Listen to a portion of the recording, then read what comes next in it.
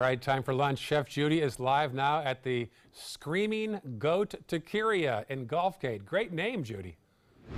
I know. Well, there's a background story on that we're going to get to. But yes, this is the Screaming Goat Taqueria, and we are in Gulfgate, one of my favorite places to come around for these real little boutique spots that have great fresh food. Everything here is homemade. Sauces, arepas, everything. They're only open for dinner now, so make sure you remember that. But eventually they will be open for lunch. But now is the perfect time to be thinking about what you want for dinner. And I guarantee you it's going to be some of these burritos that Malin's making, and it's going to be delicious. Malin, is that my order? Yes, it is. Oh man, look at this. We're going to have a great feature today, and I'm going to have a great lunch. There's so many options of vegetarian, vegan, so you can still be fine tonight for Good Friday and later on next week for Passover. But in the meantime, Linda Carson, this Screaming Goat is just for you. We'll be back in just a few minutes and get started. Judi is at the Screaming Goat Taqueria in Gulfgate. Judi, take it away. Well, we are here with my longtime good friend, Malin Parker, and we first met years and years ago when you were the chef over at Fred's, Right. which is now Libby's. Right, long time ago. So, you are back in the business. Yay to all of us foodies. Oh, thank Tell you. us what inspired you to start a taqueria. Well, I've wanted to do a taqueria for over 20 years. I love Latin food. I love the Latin culture. And I really wanted to do something that was farm to table where I could showcase local bounty and make food from scratch. And of course, the whole tie-in with the Latin thing just kind of sealed the deal. Oh, and man, the flavors just pop here. Now, we're going to say this throughout the hour. You're only open for dinner right now, but eventually you will be open for lunch. And everybody wants to know, and certainly Linda Carson, why did you call it the Screaming Goat? Well, I said I've been wanting to do a taqueria for about 20 years. A couple years ago when I was at Morton's Market, a bunch of us were joking around in the kitchen. I know that's hard to believe with chefs. Yeah, but right. We We're way too formal. No, we were joking around, and one of the chefs made a joke about screaming goats, and I thought it was hilarious. And I'm like, right then and there, that's the name for my taqueria. And of course, I had to hold on to the name for about 3 or 4 years. But Right. yeah, I just thought it caught on, and I think it's funny and memorable. So that's it.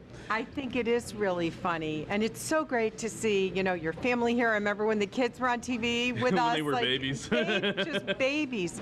So what do you most want people to know about the Screaming Goat?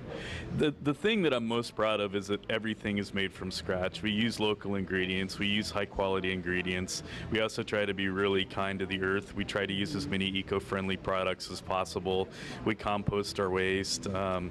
Incredible. I am truly impressed because those things really bring it to the next level. Well, thank you. I just feel like that's the direction that a lot of restaurateurs are going. Certainly the direction that I want to go as a restaurateur, and hopefully be a leader in the culinary world to some extent. Well, I think you already are.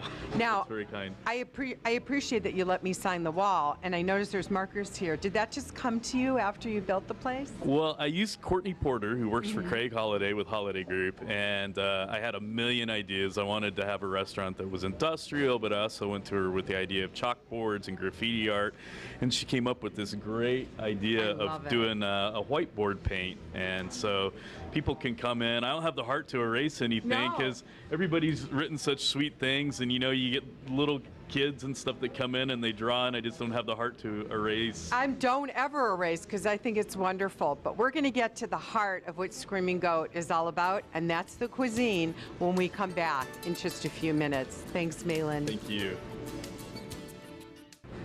It's a real fun place, and you would love it because there's lots of options that are gluten-free as well. But talk about full flavor. Malin, let's get right into it now and tell us what you prepared. Well, this first dish is an arepa, which is native to Venezuela or Colombia. And we do ours a little bit differently. Some places stuff them. We actually build the meal on top. You can choose from one of our 6 proteins. We actually have 3 vegan or vegetarian proteins in-house that we use. Awesome. But you can choose from our toppings bar. We've just got a whole myriad of things that we use, and it's very interactive. You can also stop by our salsa bar and grab different salsas. We've been tasting all these amazing salsas and sauces, and that is 3/4 of the fun for sure. Thank you.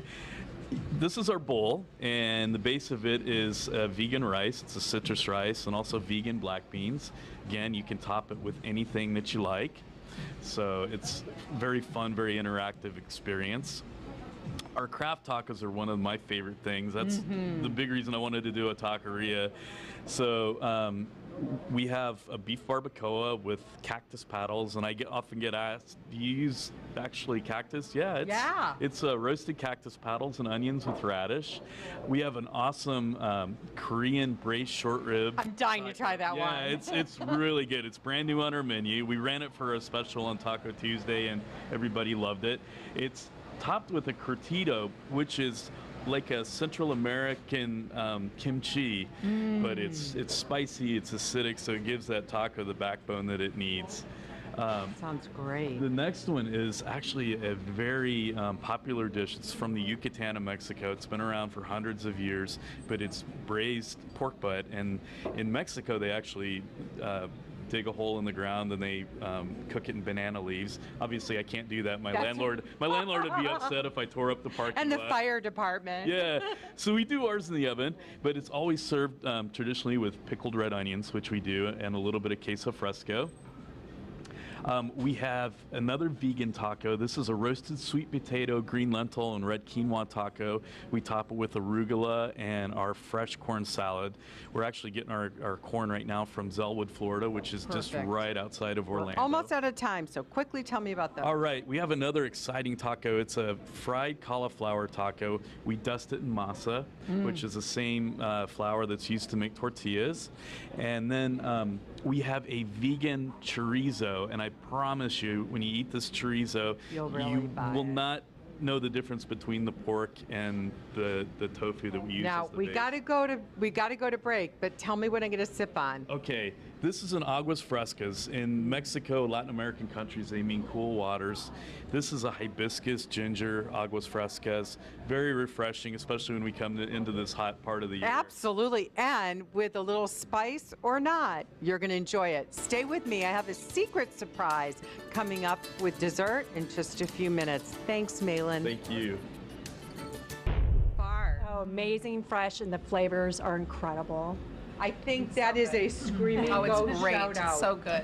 It looks it. Now remember, they're only open for dinner now. Eventually they will be open for lunch. And since they don't have dessert, we thought we'd tease you and let you know that Brooklyn's Best, just down here, a few buildings, is going to be serving, they already do catering, but they're going to be serving real Jewish deli, and I can't wait. And they ran over with the cheesecake. Wow. New York cheesecake, after a slew of amazing creative tacos, burritos, and awesome bowls. Come out to the Screaming Goat. You're going to love it. It's so fresh, I just might scream. Have a great holiday weekend, everybody. And here's to good eats.